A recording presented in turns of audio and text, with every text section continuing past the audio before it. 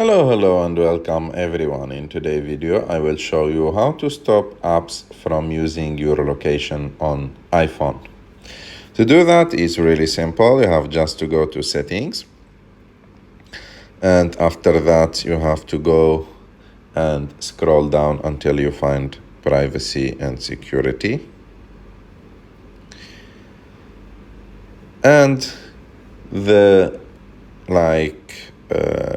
option that we need is the first one, location services. And as you can see, those are the apps that are using my location. And to stop all the applications from using my location, I have to turn off the first option. Click again, turn off. And as you can see now, there is no app that is using my location service.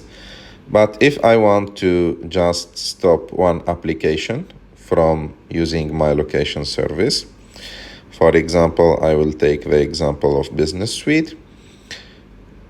There is multiple options. You can change it to ask next time or when I share, or if you don't want them to track you to any place, you have to change it to never.